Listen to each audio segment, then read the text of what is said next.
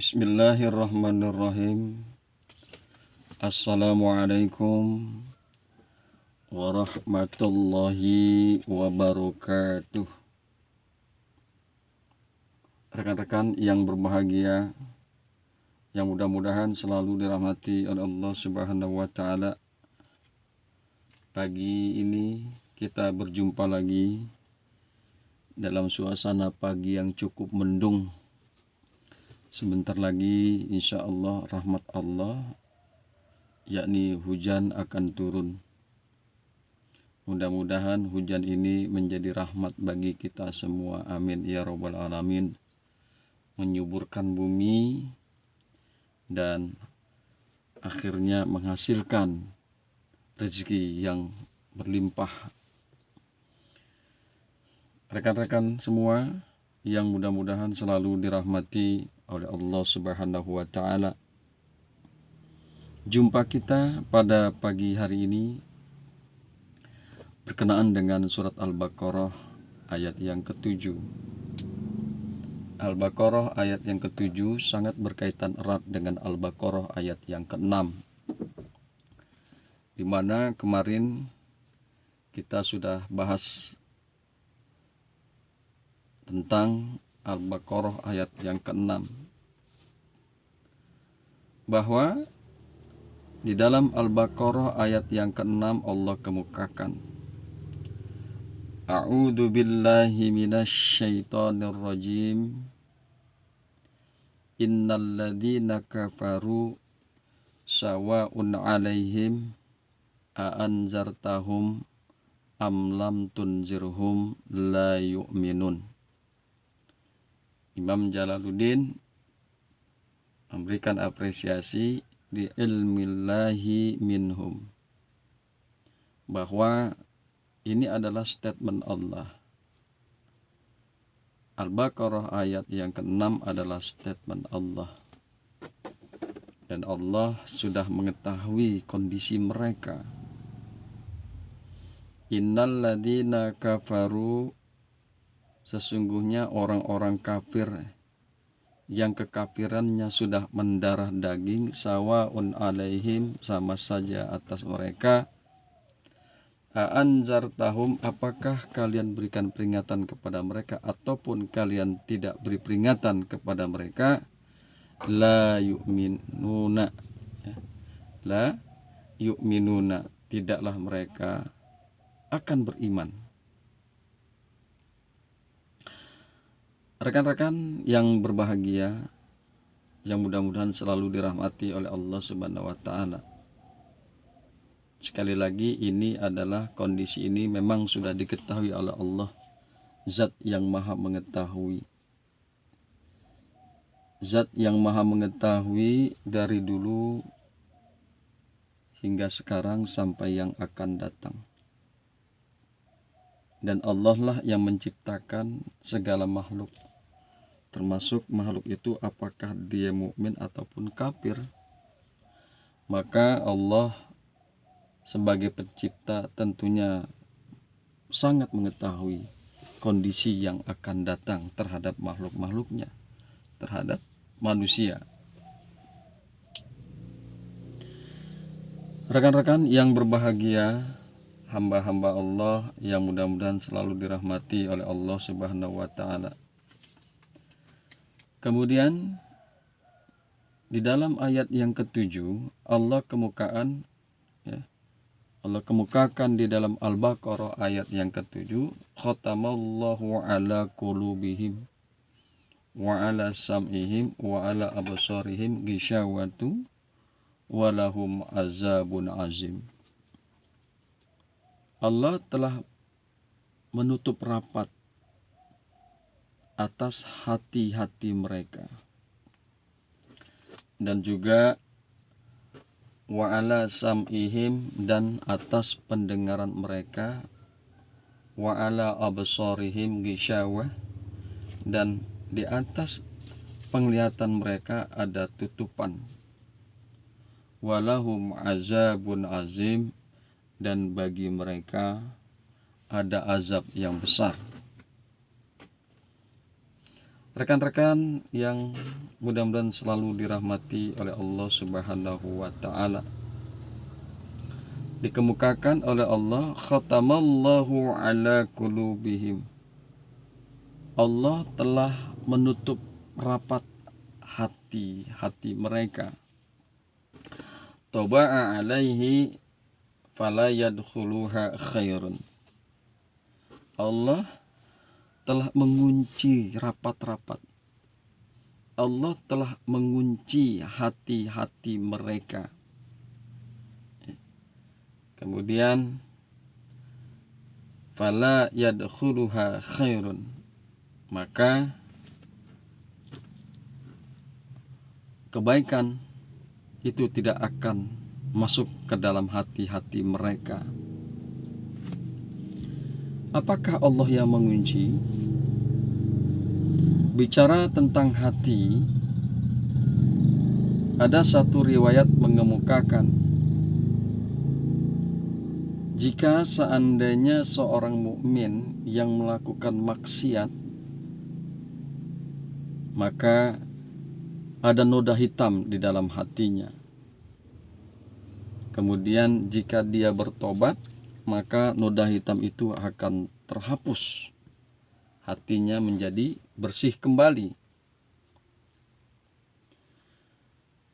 Namun jika seorang mukmin itu melakukan maksiat yang kedua kali, maka noda hitam itu bertambah menjadi 2 titik. Kemudian jika dia melakukan maksiat yang ketiga kali, maka noda hitam itu akan bertambah. Dan terus bertambah dan terus bertambah. Jika dia selalu melakukan maksiat, maka hatinya akan berubah menjadi hitam. Dan hatinya akan tertutup dari segala macam kebaikan. Kita bicara tadi riwayat tentang seorang mukmin. Bagaimana dengan orang yang kafir? Yang jelas-jelas dia tidak beriman kepada Allah Subhanahu wa taala. Yang jelas-jelas dia ingkar kepada Allah Subhanahu wa taala.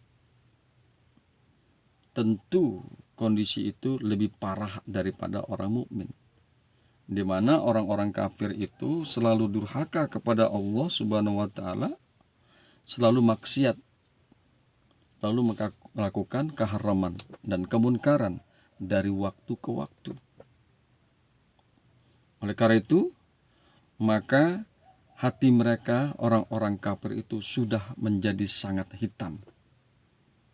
Dan hati tersebut tidak akan bisa masuk segala macam kebaikan. Rekan-rekan yang berbahagia, hamba-hamba Allah yang mudah-mudahan selalu dirahmati oleh Allah Subhanahu wa taala. Kemudian wa ala sam'ihim, ay mawadihi fala yantafauna wala yantafauna bima yasmauna minal haqq. Dan di dalam pendengaran mereka, Allah juga sudah menutup rapat, mengunci mati di atas pendengaran mereka, di mana alat-alat dan sumber-sumber pendengaran mereka dikunci oleh Allah.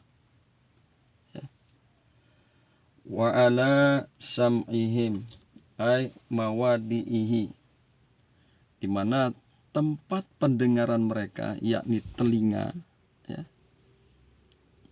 telah dikunci mati, telah ditutup rapat oleh Allah. Fala yantafauna bima yasmauna minal khair.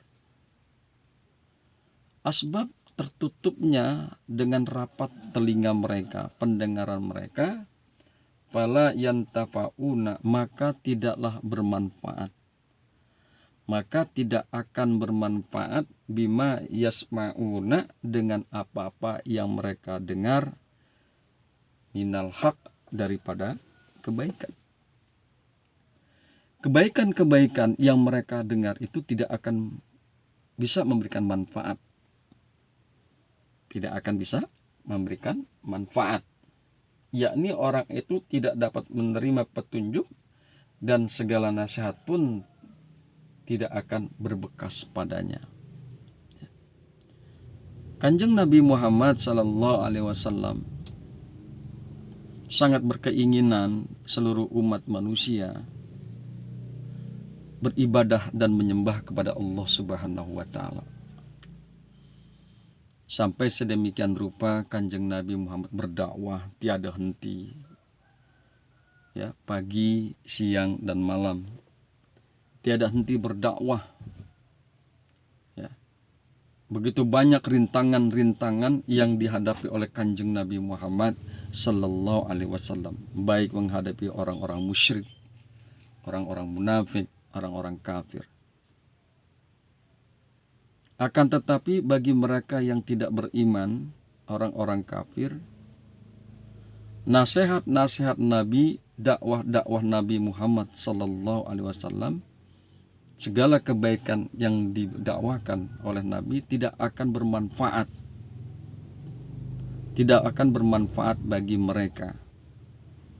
Ya, pendengaran mereka tidak bisa mengambil manfaat daripada dakwah dan nasihat Kanjeng Nabi Muhammad sallallahu alaihi wasallam.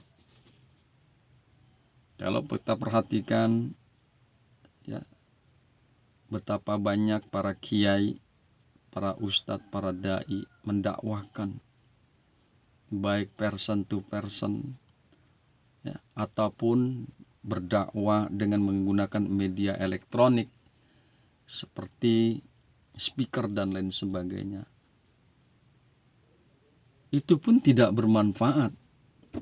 Kebaikan-kebaikan yang disuarakan oleh para dai, para ustadz, para kiai, baik secara langsung maupun secara melalui media televisi, elektronik, media cetak, Facebook dan lain sebagainya, ya, tidaklah memberikan manfaat bagi mereka. Karena apa? Karena hati mereka sudah tertutup. Karena hati mereka dan telinga mereka sudah tertutup. Fala yanfa'una bima yasma'una minal haq. Maka tidaklah memberi manfaat dengan apa-apa yang mereka dengar daripada kebenaran. Hadirin yang berbahagia, rekan-rekan yang mudah-mudahan selalu dirahmati oleh Allah Subhanahu wa taala. Wa ala absarihim ghishawatun, dan di atas penglihatan mereka ada tutupan, ghitaun.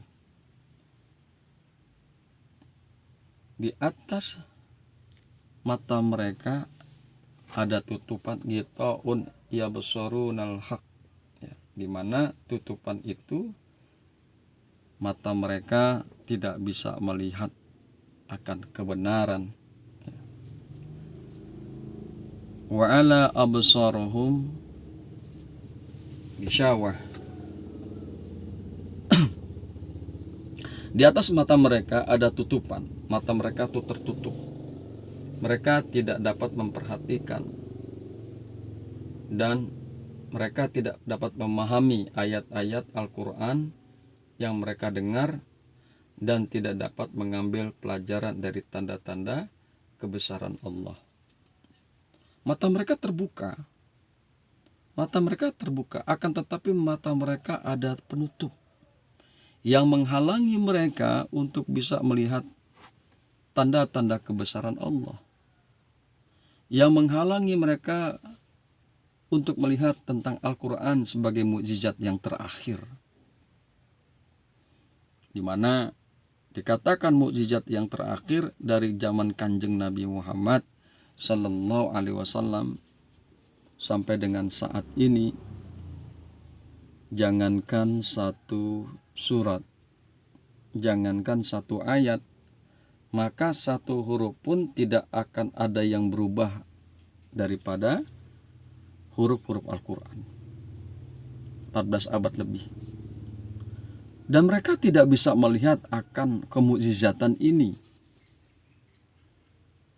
Mukjizat para nabi sudah hilang bersamaan dengan hilangnya para nabi dan rasul tersebut. Tetapi Al-Quran sebagai mukjizat Kanjeng Nabi Muhammad Sallallahu Alaihi Wasallam, meskipun Kanjeng Nabi Muhammad sudah tidak bersama kita, akan tetapi mukjizatnya bisa kita rasakan sampai sekarang, yakni berupa Al-Quran. Nah, bagi mereka orang-orang kafir yang matanya sudah tertutup, yang terhalangi, tidak bisa melihat Al-Quran sebagai mukjizat. Kemudian orang-orang kafir itu juga tidak bisa melihat tanda-tanda kebesaran Allah yang lain, yang begitu banyak bertebaran di zagat raya. Tanda-tanda kebesaran tersebut tidak bisa mereka lihat, baik yang berada di alam raya maupun yang berada di cakrawala, serta yang berada di dalam bumi, di permukaan bumi, maupun tanda-tanda kekuasaan Allah yang ada di dalam dirinya. Mereka tidak bisa lihat, karena sekali lagi bahwa mata mereka, penglihatan mereka ada tutupan yang menghalangi untuk bisa mampu melihat tanda-tanda kebesaran Allah Subhanahu wa Ta'ala. Banyak sekali tanda-tanda kebesaran Allah yang berada di dalam diri kita. Kita tidak minta dilahirkan, tapi Allah keluarkan kita dari perut ibu kita. Kita tidak pernah meminta mata, tapi Allah kasih kita mata karena saking cintanya Allah kepada kita, agar mata kita bisa melihat tanda-tanda kebesaran Allah. Allah tidak kasih kita hidung sebagai sarana untuk bernafas. Kita tidak minta kepada Allah telinga, tapi Allah kasih kita telinga agar kita bisa mendengarkan kebaikan-kebaikan. Kita tidak pernah minta mulut, tapi Allah kasih kita mulut agar kita bisa berbicara, terutama bicara-bicara tentang kebaikan. Kita tidak pernah meminta tangan, kaki, dan lain sebagainya, tapi Allah kasih itu semua agar kita bisa melakukan aktivitas kita secara baik. Dan ini merupakan salah satu tanda-tanda kebesaran Allah yang memang Allah titipkan, yang memang Allah adakan di dalam diri kita. Rekan-rekan yang berbahagia, hamba-hamba Allah yang mudah-mudahan selalu dirahmati oleh Allah Subhanahu wa Ta'ala. Oleh karena itu, maka bagi mereka orang-orang kafir yang kekafirannya sudah mendarah daging, walahum azabun azimun, dan bagi mereka ada azab yang besar, qawiyun daimun, azab yang sangat kuat, azab yang sangat luar biasa yang tetap bagi mereka. Qawiyun daimun, azab yang besar, azab yang kuat, yang tetap atas mereka. Rekan-rekan yang berbahagia, yang mudah-mudahan selalu dirahmati oleh Allah Subhanahu wa Ta'ala, renungan bagi kita, hendaklah kita membawa keimanan kita sampai nanti kita menghadap Allah Subhanahu wa Ta'ala. Jangan sampai kita tergelincir di dalam kekufuran. Jangan sampai kita tergelincir menjadi orang yang kafir. Sekali lagi, marilah sama-sama kita membawa keimanan kita kepada Allah Subhanahu wa Ta'ala. Dan mudah-mudahan Allah ridho dengan keimanan kita. Dan mudah-mudahan Allah kumpulkan kita semua di dalam surganya Allah Subhanahu wa Ta'ala. Demikian yang bisa kita sampaikan, yang bisa kami sampaikan pada pagi hari ini. Mudah-mudahan bermanfaat. Hadanallah wa iyyakum ajmain. Assalamualaikum warahmatullahi wabarakatuh.